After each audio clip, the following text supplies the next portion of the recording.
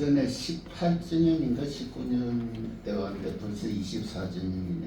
다음 30주년 기념일 때도 같이 예배 드렸으면 좋겠습니다. 아멘 안 하시는 분은 싫다는 이야기네.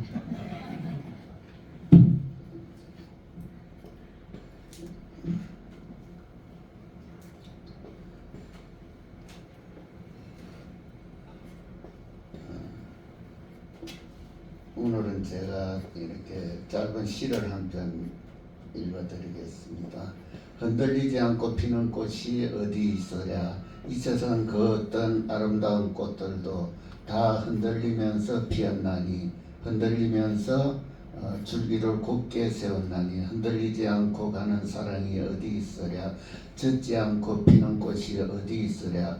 이 세상 그 어떤 꽃들도 다 젖으며 피었나니 바람과 비에 젖으며 꽃잎 따뜻하게 피었나니 지지 않고 가는 삶이 어디 있으랴.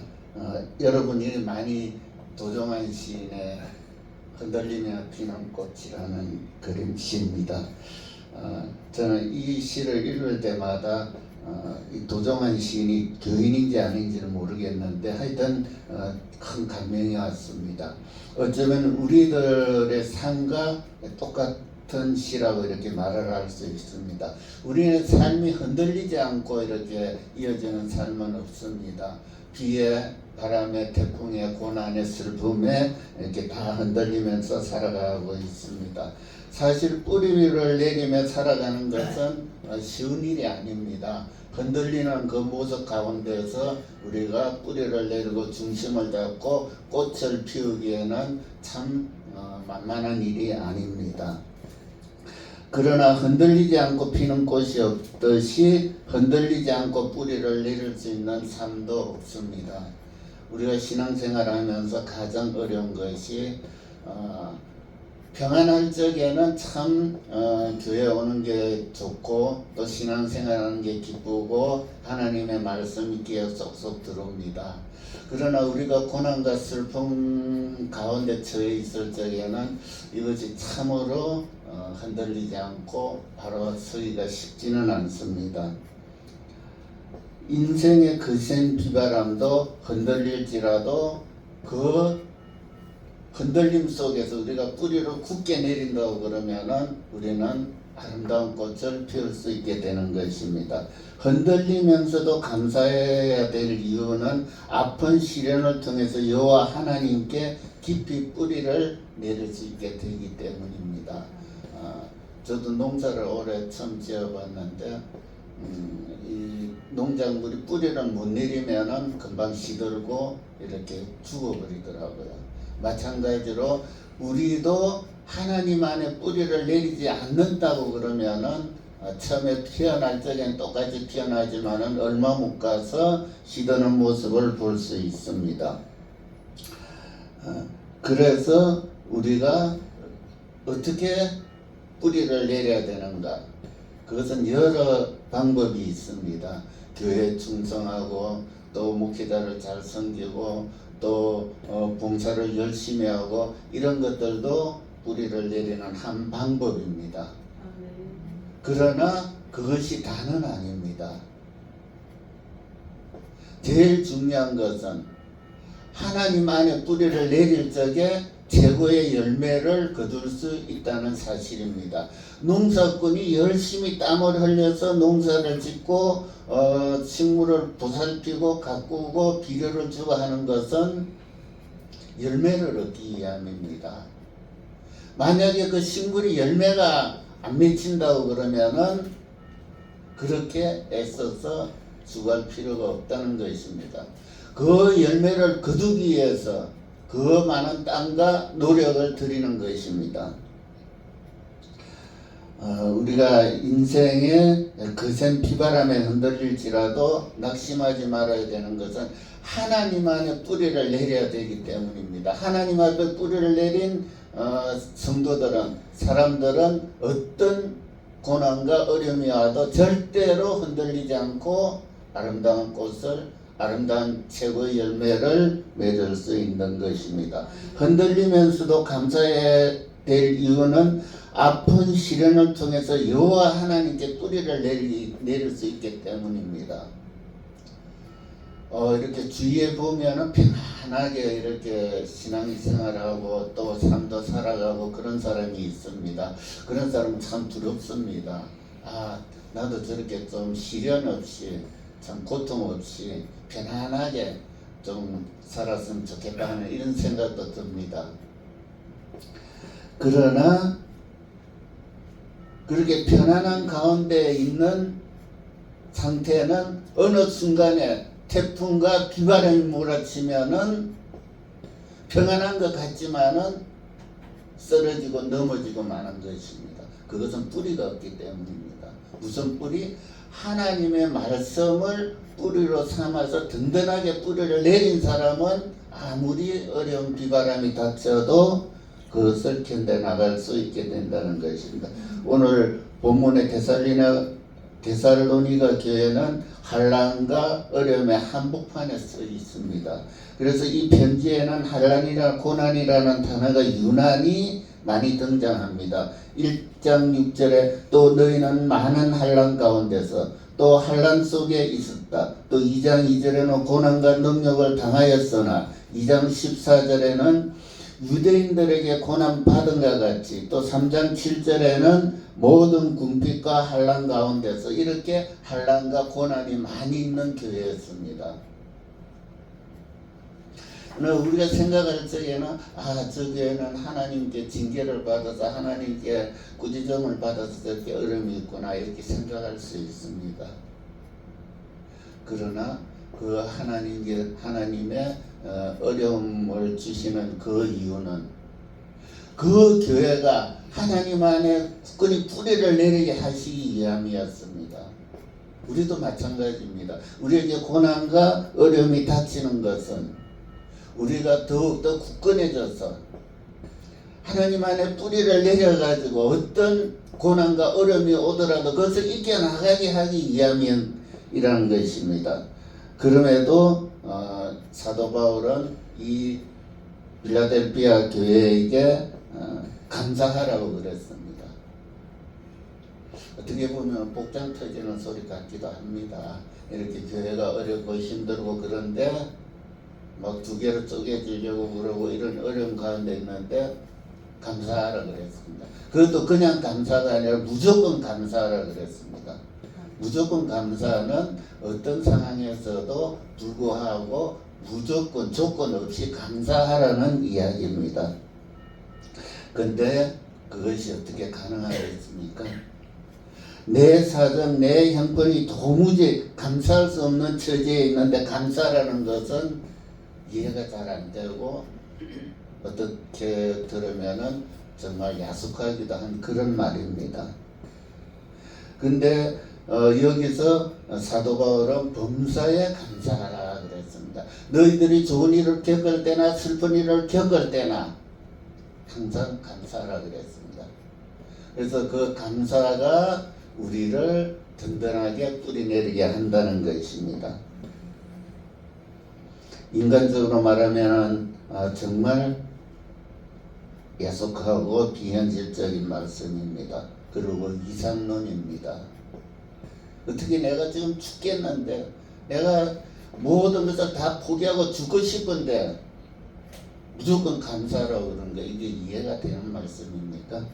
그런데 사도 바울은 어땠습니까? 사도 바울이 이렇게 예수 믿는 사람들 이렇게 잡으러 가고 이렇게 잡아서 감옥에 넣으러 가고 그러다가 예수님 만났잖아요. 예수님 만나서 사도 바울은 이제 내가 모든 것은 어떤 어려움이 있더라도 내가 하나님 앞에 감사하고 살아야 되겠다. 이런 결심을 했습니다.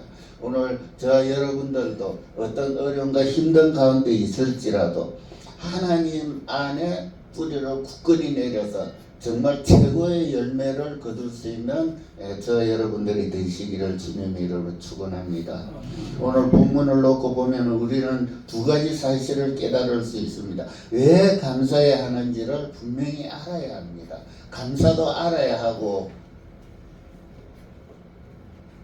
감사가 뭔지를 우리가 깨달아야 할 수 있는 겁니다.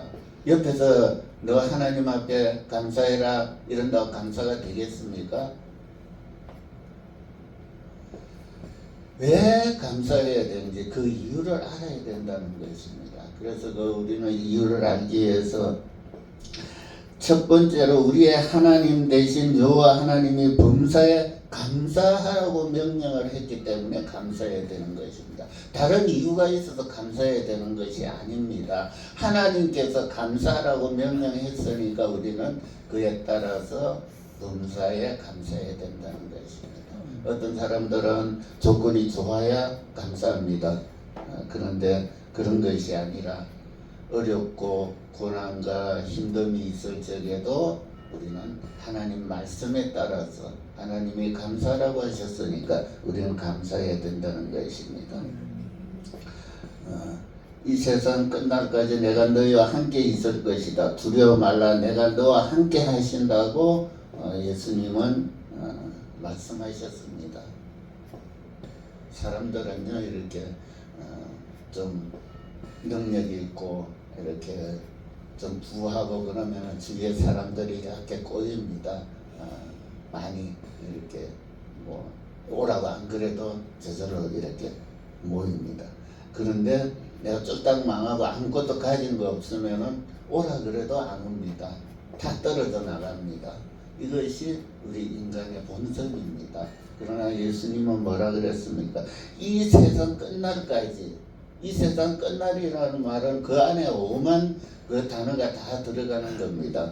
끝날까지 내가 너와 함께 할 테니까 절대로 두려워하지 말라, 어려워하지 말라. 예수님이 우리와 함께 하시겠다고 말씀하십니다. 하나님께서는 우리들에게 너희가 감사한 것은 내가 너희와 함께 있겠다는 약속을 이루는 것이다. 그렇게 말했습니다. 하나님께 감사하지 못하면서 나는 하나님의 사람이다, 하나님과 함께하는 사람이다, 이것은 안 맞는 말입니다. 서로 세상에서 아무것도 얻는 것이 없을지라도 예수님 한 분만으로 나는 만족하겠네, 이런 우리 복음성가도 있잖아요. 그래서 정말 우리가 하나님의 말씀에 순종하고 또 예수님의 그 우리와 함께 끝까지 함께 하겠다는 그 말씀을 믿음으로 우리는 든든한 이렇게 뿌리를 내릴 수 있게 되는 것입니다. 또 하나 감사하는 삶이 바로 여호와 하나님의 뜻이기 때문입니다. 우리의 조건이 좋아서가 감사해야 되는 것이 아니라 하나님의 뜻이 우리가 감사하는 데 있다고 말하는 것입니다. 그래서 우리는 감사해야 되는 것입니다.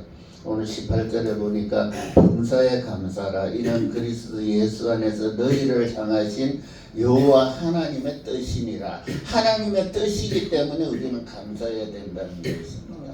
조건이 좋아서 감사하는 것이 아니라 하나님의 뜻을 이루기 위해서, 하나님의 뜻이 이 땅에서 이루어지기 위해서 우리는 감사해야 된다는 것입니다. 다시 말해 우리는 예수 그리스도 안에서 범사를 바라볼 때 모든 일을 감사할 수 있게 되는 것입니다. 우리가 살아가면서 이렇게 두 가지 시각이 있습니다. 하나는 세상을 바라보는 시각이요, 하나는 하나님을 바라보는 시각입니다. 환경을 통해 바라보는 시각은 수시각각으로 이렇게 변합니다. 오늘 잘 됐다가 내일 폭삭 망할 수도 있고, 또 내일 폭삭 망했다가 또 다음날 폭삭 이렇게 부할 수도 있고, 이것이 인생사입니다. 근데 이렇게 조속으로 변하는 이 세상 만사를 보고 살아가다 보면 우리는 거의 휩쓸리기 마련입니다. 조금만 좋으면 막 간이라도 빼줄 듯이 하고, 또 조금만 틀어지면 언제 이런 원수가 다 있나 싶을 정도로 하는 것이 우리 인생사입니다. 그래서 이런 세상적인 환경을 쳐다보지 말고 항상 우리를 향해서 우리와 함께하고 계시는 하나님의 말씀에 따라서 예수님의 뜻을 쫓아 살아가는 것입니다. 예수 그리스도의 인생을 바라볼 때 우리의 인생이 달라집니다. 없습니다. 세상 것 바라볼 때 달라질 거 없습니다. 내가 저 사람을 내가 우리 이현희 목사님을 굉장히 신뢰하고 정말 좋아하고 또 존경하고 사랑하고 그런다 할지라도 내 마음 언제 변할지 모릅니다. 그렇잖아요. 이렇게 친한 사람 이렇게 돌아서면은 너보다도 더 독하다는 말이 있잖아요. 그래서 우리가 사람 바라볼 것이 아니라 주의 환경 바라볼 것이 아니라 세상의 구원자 되시는 예수 그리스도를 바라봐야 될 줄 믿습니다. 거기서 우리는 새로운 삶을, 새로운 소망을 가질 수 있게 된다는 것입니다. 사도 바울은 예수 그리스도를 만나고 모든 것이 이전 것이 쓰레기같이 여겼다 그랬습니다. 우리도 예수님 만남으로 세상의 것들을 쓰레기같이 여기시는 여러분들이 되시기를 바랍니다. 사도 바울은 그리스도 안에서 무엇이 참된 인생인가를 발견하게 됩니다. 내가 예수 그리스도 안에서 새로운 삶의 목표를 발견했습니다. 사도 바울의 발견했던 것 같이 오늘 저 여러분들도 하나님의 뜻을 발견하고 예수 그리스도의 가는 길을 따라갈 수 있는 우리 모두가 될 수 있기를 바랍니다. 그리고 우리가 감사해야 될 것은 정말 하루 이틀이 아니라 한 달, 두 달이 아니라 1년, 12달 평생을 감사해야 될 것입니다. 우리가 감사함으로 여러분들이 정말 하나님 보시기에 농사 짓는 분들이 농사를 지어서 그 열매를 거둘 적에 정말 탐스럽고 보기도 좋고 이런 열매를 거두면 얼마나 기분이 좋겠습니까? 근데 쭈글쭈글하고 막 이런 것들을 구하면은 그 먹지도 못하고 그냥 버려버립니다. 마찬가지입니다. 하나님께서도 우리가 뿌리를 내려서 튼튼한 열매를 맺는다 그러면은 하나님께서도 기뻐하실 것입니다. 근데 우리가 튼튼한 열매를 맺지 못하고 쭈글쭈글한 걸 맺는다 그러면은 하나님 크게 기뻐 안 하실 것입니다. 그리고 지금의 우리의 고난이, 어려움이, 힘듦이 장차 누릴 영광과 좋게 비교할 수 있다 그랬습니다. 우리가 장차 우리가 누릴 그 좋은 영광을 생각한다고 그러면은 좀 힘들고 어려워도 참고 나갈 수 있습니다. 그래서 우리가 주님 가신 그 길을 따라갈 적에 우리는 반드시 귀한 열매를 맺을 줄 믿습니다. 우리 진실교회 성도들은 정말 알고 알찬 열매가 되어서 정말 하나님 말씀의 뿌리를 내리고 하나님의 뜻을 헤아리고 예수님의 가신 그 길을 따라가시는 귀한 열매 되시는 여러분들 되시기를 주님의 이름으로 축원합니다. 기도하겠습니다. 고맙고 감사하신 하나님, 오늘 우리